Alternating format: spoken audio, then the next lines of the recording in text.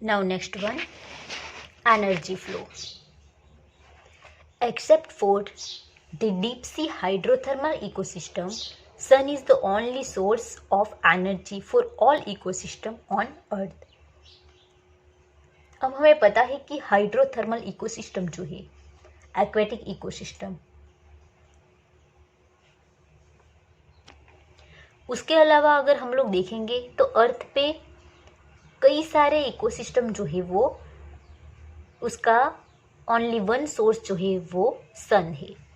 हमें पता है कि अर्थ पे एक्वेटिक इकोसिस्टम है, टेरेस्ट्रियल इकोसिस्टम है, देन डेजर्ट इकोसिस्टम है, फॉरेस्ट इकोसिस्टम है। तो ये सभी इकोसिस्टम के लिए sun is the only source of energy for, and सिर्फ ये जो हाइड्रोथर्मल इकोसिस्टम है, एक्वेटिक इकोसिस्टम, उसमें ही ये जो एनर्जी हुए सन की एनर्जी वो वहाँ तक जा नहीं सकती है। Of the incident solar radiation less than 50% of it is photosynthetically active radiation like PAR। तो ये जो सन में से निकलने वाली सोलर एनर्जी जो है, सोलर रेडिएशन, उसमें से 50% से भी लेस देन 50% जो है वो फोटोसिंथेटिकली एक्टिव रेडिएशन है लाइक PAR का फुल फॉर्म क्या होगा? Photosynthetically active radiation.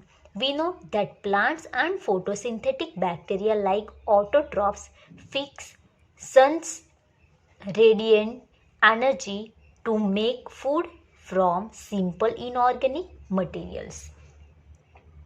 तो यहाँ पे ये जो रेडिएशन है वो उसका यूज़ प्लांट्स एंड कई सारे फोटोसिंथेटिक बैक्टीरिया लाइक ऑटोट्रॉफ्स जो है वो करते हैं, एंड सिंपल इनऑर्गेनिक कंपोनेंट्स जो है उसमें से फूड जो है वो रिजर्व करते हैं, मीन्स स्टोरेज करते हैं। लाइक सन रेडिएशन जो है उसका यूज़ करके कई सारे प्लांट्स एंड फोटोसिंथेटिक बैक्टीरिया जो है वो फूड बना के रिजर्व करते हैं। लाइक ये जो सन एनर्जी जो है वो फिक्सेशन करते हैं। Plants capture only 2 to 10% of the PAR, and the small amount of energy sustains the entire living world. Plants जो है उसमें से सिर्फ 2 to 10% ही PAR like photosynthetically active radiation जो है वो यूज करते हैं। So it is very important to know how the solar energy capture by the plant flow through different organism of an ecosystem. तो इसी तरह सन में से जो आने वाली जो रेडिएशन है वो प्लांट थ्रू कई सारे इकोसिस्टम में कैसे पास होती है ये हम लोग देख सकते हैं। So it is very important to know how the solar energy capture by the plant flow through different organism of an ecosystem. All organisms are depends for their food on producer either directly और indirectly. तो सभी organism जो है वो food के लिए producer पे depend रहते हैं। वो डायरेक्ट भी डिपेंड रह सकते हैं या फिर इनडायरेक्ट भी डिपेंड रह सकते हैं प्रोड्यूसर पे, क्योंकि प्रोड्यूसर के पास ही प्रोड्यूसर लाइक प्लांट्स ऑटोट्रॉफ्स, तो उसके पास जो है वो ग्रीन पिगमेंट है, एंड ग्रीन पिगमेंट का यूज़ करके फोटोसिंथेटिकली वो फूड स्टोरेज कर सकते हैं, एंड वो फूड जो है वो ऑर्गेनिज्म यूज़ करते हैं, वो डायरेक्ट भी यूज़ कर सकते हैं या फिर इनडायरेक्टली भी यूज़ कर सकते हैं। So you find unidirectional flow of energy from the sun to producer and them to consumer। तो यहाँ पे जो सन यूनिडायरेक्शनल जो फ्लो है एनर्जी है वो सन में से प्रोड्यूसर एंड वहाँ से कंज्यूमर तक जा सकती है। Further ecosystem are not exempt from the second law of thermodynamics। They need a contact supply of energy to synthesis the molecule they require to counteract the universal tendency toward increasing disorderliness। The green plant in the ecosystem are called producers In a terrestrial ecosystem, major producers are herbaceous and woody plant. तो green plants जो है ecosystem में, so that is called producer. Ecosystem में जो green plant है that is called producer. In a terrestrial ecosystem major product are herbaceous and woody plant. तो terrestrial जो ecosystem है इसमें सबसे ज़्यादा प्रोड्यूसर हर्बेशियस है एंड वुडी प्लांट है.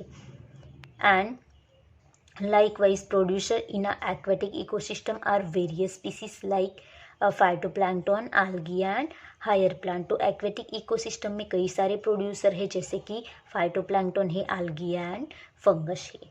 You have read about the food chain and web that exist in nature starting from the plant like producer food chain or rather webs are formed such that an animal feeds on a plant or on another animals and in turn is food for another. तो हम लोगों ने food web and food chain के बारे में सुना ही है. Plants जो है वो प्राइमरी प्रोड्यूसर है एंड वहाँ से फूड वेब जो है वो स्टार्ट होगा एंड वहाँ से फूड चेन जो है वो स्टार्ट होगा या फिर फूड वेब जो है वो स्टार्ट होगा. तो सभी ऑर्गेनिजम्स जो है वो फूड के लिए प्रोड्यूसर पे डिपेंड रहते हैं एंड प्रोड्यूसर सभी ऑर्गेनिज्म डायरेक्ट इनडायरेक्ट प्रोड्यूसर पे डिपेंड रहते हैं. तो सभी ऑर्गेनिज्म जो है वो एक दूसरे के साथ फूड वेब में कनेक्टेड है, मीन्स डिपेंड रहते हैं.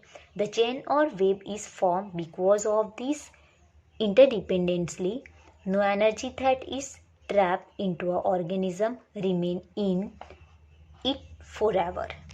तो कोई भी ऑर्गेनिज्म हो इकोसिस्टम में उसके द्वारा जो एक्सेप्ट होने वाली जो एनर्जी है वो उसके पास स्टोरेज नहीं होगी, वो दूसरे जो फूड चेन के साथ कनेक्टेड है ऑर्गेनिज्म उसके पास चली जाएगी. The energy trap to by producer hands is either pass on to a consumer or the organism die. Energy जो है वो प्रोड्यूसर से जो एनर्जी ट्रैप हुई है वो कहाँ पे पास होगी, तो कंज्यूमर के पास होगी. उसके बाद ये ऑर्गेनिज्म जो है वो डाई हो जाएगा, डेथ हो जाएगी उसकी. Death of organism is the beginning of the detritus food chain और फूड वेब. तो यहाँ पे जो डेथ हो गई है ऑर्गेनिज्म वो food web and food chain की स्टार्टिंग कंपोनेंट है. All animals depend on plant directly और indirectly for their food needs. सभी ऑर्गेनिज्म जो है वो डायरेक्ट या फिर इनडायरेक्ट जो है वो प्लांट पे डिपेंड रहते हैं फूड के लिए. They are hands called consumer and also heterotrophs. तो वो ऑर्गेनिज्म को क्या बोल सकते हैं, consumer, and that is also known as heterotrophs. If they feed on the producer the plant they are called primary consumer. ये जो कंज्यूमर है उसको खाने वाले जो जो प्लांट्स है उसको खाने वाले ऑर्गेनिज्म को क्या बोल सकते हैं, तो प्राइमरी कंज्यूमर.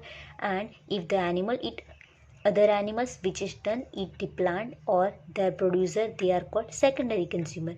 प्राइमरी कंज्यूमर को खाने वाले को ऑर्गेनिज्म को क्या बोल सकते हैं, तो secondary consumer. Likewise you could have tertiary consumer too. उसके बाद टर्सरी कंज्यूमर भी आ सकता है. Obviously the primary consumer will be herbivorous. Some common herbivores are insects, bird and mammals in a terrestrial ecosystem. तो ये MCQs के important है. कुछ ऐसे herbivores जो है जैसे कि इंसेक्ट, बर्ड एंड मैमल्स वो टेरेस्ट्रियल herbivores है. And this terrestrial ecosystem and molluscs in aquatic ecosystem. तो यहाँ पे कुछ ऐसे भी होंगे molluscs एक्वेटिक इकोसिस्टम में इन्वॉल्व हुए कंज्यूमर भी होंगे. The consumer that feed on these herbivores are carnivores. तो यहाँ पे जो कंज्यूमर को ईट करने वाला जो ऑर्गेनिज्म होगा सो that is called carnivorous. Plant को ईट करने वाला लाइक प्रोड्यूसर को कौन खाएगा, तो कंज्यूमर को ईट करने वाला ऑर्गेनिज्म जो है वो कार्निवोरस है. और मोर करेक्टली प्राइमरी कार्निवोरस तो secondary consumer. Those animals that depend on the primary carnivorous for food and labeled secondary carnivorous. A simple grazing food chain is depicted below. यहाँ पे हम लोग सिंपल GFC स्टूडेंट ये हमें याद रखना है, GFC like grazing grazing food chain हम लोग यहाँ पे देख सकते हैं। ग्रास लाइक प्रोड्यूसर प्लांट्स आ जाएंगे उसमें, उसके बाद उसको खाने वाला प्राइमरी कंज्यूमर लाइक गॉड्स, उसके बाद उसको खाने वाला सेकेंडरी कंज्यूमर लाइक मैन। तो यहाँ पे GFC like grossing food chain, grossing food chain, यहाँ पे ये उसका चार्ट दिया हुआ है।